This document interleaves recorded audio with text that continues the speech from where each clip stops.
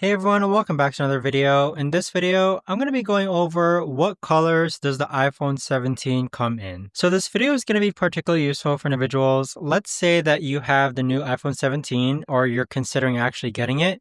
What colors does it actually come in? So to simply put, the iPhone 17 comes in 5 colors. You first have the lavender color.